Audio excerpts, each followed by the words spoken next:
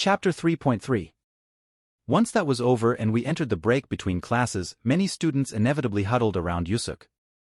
Upon seeing that, Horikita also immediately got up from her seat and went over to join them. I decided I'd listen in on their conversation for the time being. WHWHWH, what do I do, Hirata? My academic ability ranking is E. I'm totally up the creek without a paddle, man. Ike wailed, clutching his head, begging Yusuke for help. Yusuke scanned his eyes over the entire class as he thought of a way to calm Ike down. Okay, first, just calm down. Then let's try and come up with a plan of action. Yes? There's no need to panic, added Horikita. But dude, wailed Ike. This definitely isn't an easy exam, that's for sure. In order to ensure that you get a score of 501 points or higher, a student with an academic ability rank of E needs to be paired up with a first-year student of B rank or better. To put it another way, if you're paired with a student of B rank or better, you should be able to fairly safely pass this exam. Horikita explained that what Ike needed to do to get through this test wasn't all that complicated, perhaps to calm him down. Besides, we've already worked together and overcome similar tests in the year we've been here.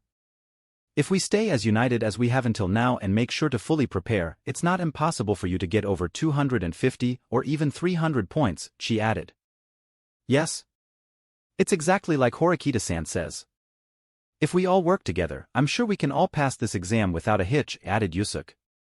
The combination of what Horikita and Yusuke were saying gradually made everyone else around them start to calm down, little by little.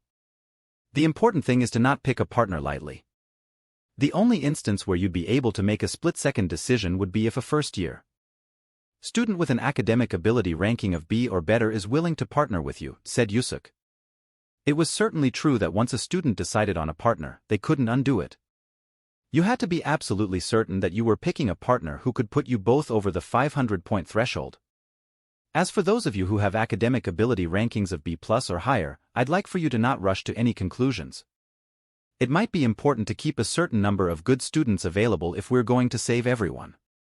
At any rate, regardless of whether you're academically capable or not, please make sure to consult with either Hirata-kun or myself if anything does come up, said Horikita. She'd said only the bare minimum she needed to right now, asking for everyone not to panic and make any rash decisions. The honors students like Kisi and Michan nodded along without hesitation, showing that they would cooperate. I supposed Horikita could have taken on the responsibility of negotiating partnerships for everyone in class, but that would be difficult to carry out the process smoothly. Since there were rivals competing for partnerships, this would also be a fight against time. I think I'll try negotiating with some of the kids in soccer for the time being. There are some first years in there who are good students, and I think we might be able to get some partnerships set up, Yusuke replied after listening intently to what Horikita just said, directing his comment at her. Throwing more people at the problem was also a satisfactory solution. If you're okay with that, then yes, please do. Your help would be invaluable, said Horikita. An activity related to club activity wasn't really in her field of expertise. Yusuke smiled warmly, nodding. Also, I think we should hold a meeting for the students who have an academic ability ranking of C or lower, just in case, he said. That sounds like the right call to me. Let's work together to try and find partners for everyone, said Horikita. Just being able to explain the plan of attack to everyone in class right away, like this, would probably make all the difference. That way they could address all areas of weakness, and everyone in class would have some peace of mind, knowing they weren't being abandoned. Horikita-san, just one more thing. There are some students who have an academic ability ranking of C or better who aren't particularly good at holding dialogue. I intend to follow up with those who would struggle to form a partnership for reasons other than their academic scores, said Horikita. They were quick-witted enough to understand each other without even needing to go into detail. They were perfectly in sync, with only the bare minimum amount of discussion required. Thank you. That would be great, replied Yusuke. Horikita and Yusuke continued making plans without any hiccups, continuing to sort out the situation in a way they both agreed with. Though they had clashed once before, they were working together almost unbelievably well right now, not just because Horikita was becoming a more amicable person, but also because of Yusuke's flexible way of thinking. By the way, Suda-kun, how are things with the basketball club?